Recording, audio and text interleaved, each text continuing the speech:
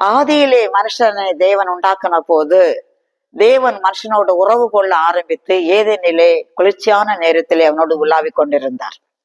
அவன் சர்ப்பத்தின் வார்த்தைக்கு செவி கொடுத்து பாவம் செய்த போது அந்த உறவு முறைக்கப்பட்டது.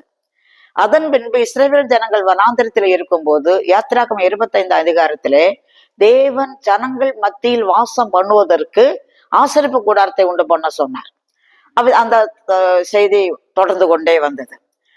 தாவீது காலத்திலே தாவீது தேவனுக்கு ஒரு ஆலயத்தை கட்ட விரும்பினான். தேவாலயம் என்பது தேவன் வாசம் பண்ணுகிற இடம்.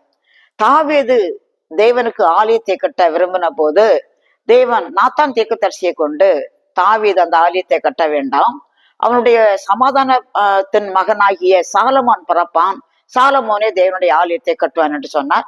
அவ்விதமாக சாலமோன் தேவனுடைய ஆலயத்தை கட்டி 1 ராஜாக்கள் 8ஆம் அதிகாரத்திலே அந்த தேவாலயத்தை பிரதிஷ்டை பண்ணுகிறான்.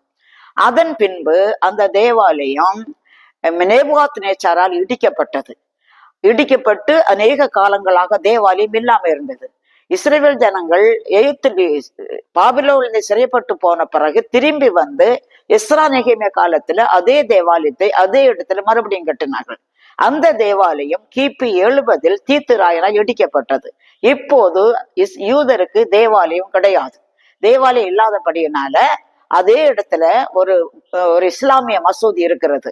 கர்த்தருடைய வார்த்தையின்படி கர்த்தருடைய வருகைக்கு முன்னதாக அதே இடத்துல அந்த மசூதி அகற்றப்பட்டு 3ஆம் ஆலயம் எழுப்பப்படும் என்பது வேத அறிஞர்கள் எல்லாராலும் ஏற்றுக்கொள்ளப்பட்டு எதிர்பார்க்கப்படுகிற ஒரு விஷயம். இப்போது தேவனுடைய ஆலயத்தை பற்றி நாம் பார்க்கிறோம். தேவன் வாசம் பண்ணுகிறது தான் தேவனுடைய ஆலயம்.